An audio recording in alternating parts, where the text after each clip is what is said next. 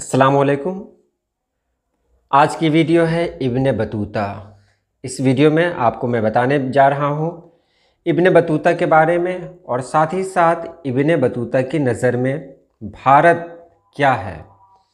یہ بہت خاص ویڈیو ہوگی، تو چلیے ہم ویڈیو شروع کرتے ہیں۔ ابن بطوطہ ایک عرب سیاح تھا جو بہت بڑا عالم بھی تھا اور بہت بڑا مصنف بھی تھا۔ یہ شمالی افریقہ کے موروکو شہر کے ایک علاقہ تانزیر میں 14 رجب 703 ہجری یعنی 25 فروری 1304 عیسوی کو پیدا ہوا۔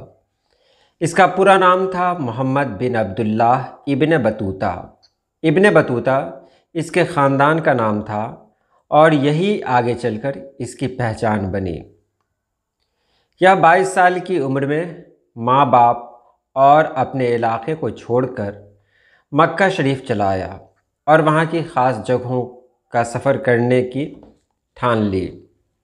22 سال کی عمر میں اس نے اپنے والدین اور جائے پیدائش کو چھوڑ کر دور دراز مقدس مقامات جیسے مکہ مکرمہ، مدینہ منورہ کا سفر کرنے کا فیصلہ کیا۔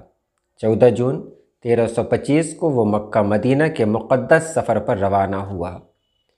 یہاں بطوطہ صرف حج کی غرض سے آیا تھا، لیکن ایک صاحب نے پیشن گوئی کی کہ تم بہت لمبا سفر طے کرو گے۔ بطوطہ پر ایسا جادو ہوا کہ بطوطہ سیدھا قاہرہ چلا گیا اور وہاں سے شام و فلسطین، غزہ، مصر سے ہوتا ہوا شہر ہیبرون، یروشلم، طرابلس، انطاکیہ اور تاتکیہ کا سفر کیا۔ اس کے بعد 9 اگست 1332 کو دمشق پہنچا۔ وہاں سے بطوطہ پہلے بصرہ کے راستے مدینہ پہنچا اور یہاں سے عراقی مسافروں کے ساتھ بغداد گیا۔ پھر واپس مکہ آیا، بیماری کی حالت میں خانہ کعبہ کا طواف کیا اور مدینہ شریف چلا آیا اور وہاں صحت یاب ہو کر پھر واپس مکہ آ گیا۔ ابن بطوطہ نے مشرقی افریقہ کا سفر کیا اور پھر اس نے سوچا کہ وہ ہندوستان کے سفر پر جائے۔ ہندوستان کے شمال مغربی دروازے سے داخل ہو کر وہ سیدھا دہلی پہنچا، جہاں تغلق سلطان محمد نے اسے بہت عزت دی اور اسے دارالحکومت کا قاضی مقرر کیا۔ ابن بطوطہ 7 سال تک سلطان کے بہت قریب رہا۔ سلطان کو قریب سے دیکھنے کا موقع ملا۔ ابن بطوطہ نے ہر واقعہ کو بہت غور سے سنا اور وہ لگ بھگ 9 سالوں تک دہلی میں مقیم رہا۔ اس کے بعد چین کے دورے پر روانہ ہوا، وہاں سے مالدیپ اور وہاں سے 43 دن کا سفر کرنے کے بعد بنگال پہنچا۔ وہاں سے مسلمانوں کے جہاز میں سماترا اور جاوا کا سفر کیا۔ انڈونیشیا اور دریائے نائجر کے کنارے پر واقع ملک نیگرو۔ بطوطہ نے اگلے 3 سال ان جگہوں کا سفر کرتے ہوئے گزارا۔ بطوطہ پہلا اور آخری مسافر تھا جس نے اس طرح قرون وسطیٰ کے مسلمانوں اور غیر مسلموں کی سرزمین کا دورہ کیا۔ ایک اندازے کے مطابق اس نے لگ بھگ 75,000 میل طے کیے۔ یہ 750 ہجری کو مراکش واپس آیا۔ گھر پہنچنے سے پہلے بطوطہ کو معلوم ہوا کہ اس کے والد کا انتقال 15 سال قبل ہو چکا ہے اور اس کی ماں کچھ ہی دن پہلے انتقال کی ہیں۔ بطوطہ نے 73 سال کی عمر پائی اور 1377-78 میں اپنے ہی ملک میں اپنی جان دے دی۔ ابن بطوطہ مسلمانوں میں سب سے بڑا سیاح تھا۔ ایک اندازے کے مطابق اس نے تقریباً 75,000 میل کا سفر کیا۔ اس دور کے شاید ہی کسی اور مسافر نے اتنا لمبا سفر کیا ہو۔ ابن بطوطہ نے اپنے سفر کے دوران ہندوستان کا دورہ بھی کیا۔ یہاں ابن بطوطہ کی چند سفری یادداشتیں پیش کی جا رہی ہیں۔ بناول، وزیر پورہ، واجلس اور ماڑی یہ ابن بطوطہ کی زبانی ہے۔ قنوج سے پیدل چلنے کے بعد ہم ہنوٹ، وجی پورہ، وجلسہ سے ہوتے ہوئے موری پہنچے۔ شہر چھوٹا ہونے کے باوجود یہاں کے بازار خوبصورت ہوتے ہیں۔ اسی جگہ میں نے شیخ قطب الدین حیدر غازی کو دیکھا۔ شیخ صاحب نے مجھے اس وقت بھی بہت زیادہ توجہ دی جب میں بیماری کی حالت میں تھا۔ خدا سے میرے لیے دعا کی اور میرے لیے جو کی روٹی بھیجی۔ یہ بابا اپنی حالت 150 سال بتاتے ہیں۔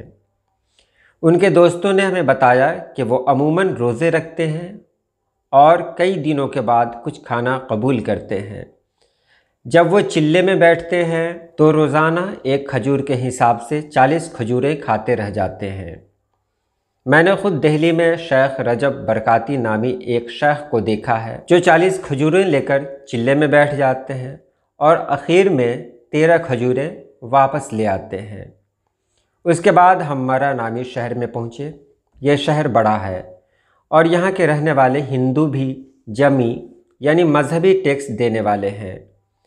قلعہ بھی یہیں بنایا گیا ہے۔ یہاں کا گیہوں اتنا اچھا ہے، اتنا باریک لمبا، میں نے سوائے چین کے دنیا میں ایسا گیہوں صرف یہیں دیکھا ہے۔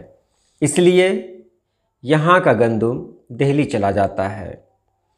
مالو ذات اس شہر میں رہتی ہے۔ اس ذات کے ہندو خوبصورت ہیں اور ان کی عورتیں بھی مہاراشٹر اور مالدیپ کی عورتوں کی طرح خوبصورت ہیں۔ آلاپور، اس کے اندر ہم ایک چھوٹے سے قصبے میں پہنچے جس کا نام آلاپور ہے۔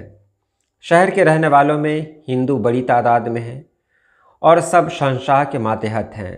یہاں ایک پڑاؤ کے فاصلے پر کشم نامی ہندو بادشاہ کی بادشاہت شروع ہوتی ہے۔ جمبیل اس کا سرمایہ ہے۔ گوالیار کا محاصرہ کرنے کے بعد بادشاہ کو قتل کر دیا گیا۔ اس کے بعد ہم گوالیار کی طرف چل پڑے۔ اسے گوالیار بھی کہا جاتا ہے۔ یہ بھی بہت بڑا شہر ہے۔ یہاں ایک الگ چٹان پر ایک بہت مضبوط قلعہ ہے۔ قلعہ میں ہاتھی اور مہاوت کا ایک مجسمہ کھڑا ہے۔ شہر کے حکمران کا نام احمد بن شیر خان ہے۔ میں اس سفر سے پہلے ایک بار یہاں ٹھہرا تھا۔ اس وقت بھی اس نے مجھے عزت دی تھی۔ ایک دن اس سے ملنے گیا تو کیا دیکھتا ہوں کہ وہ ایک کافر کو قتل کرنا چاہتا ہے، اور اس نے جیسے ہی یہ کام کرنا چاہا میں اس کے سامنے آ گیا اور میں نے اسے اس کام سے باز رکھا۔ وہ میری عزت کرتا تھا، اس لیے اس نے میری وجہ سے اسے قتل نہیں کیا اور اس کی جان بچ گئی۔ گوالیار سے پیدل چلنے کے بعد ہم بیرن پہنچے۔ ہندی لوگوں میں آباد یہ چھوٹا سا قصبہ مسلمانوں کے قبضے میں آتا ہے اور محمد بن بیرم نامی ایک ترک یہاں کا حکمران ہے۔ یہاں پر شکاری جانور بکثرت پائے جاتے ہیں۔ چندری، اس کے بعد ہم چندری پہنچ گئے۔ یہ شہر بھی بہت بڑا ہے اور بازاروں میں ہمیشہ ہجوم رہتا ہے۔ یہ پورا علاقہ عمل العمرہ عج الدین ملتانی کے ماتحت ہے۔ یہ شریف آدمی بہت بڑا عالم ہے اور اپنا وقت صرف علماء کے ساتھ گزارتا ہے۔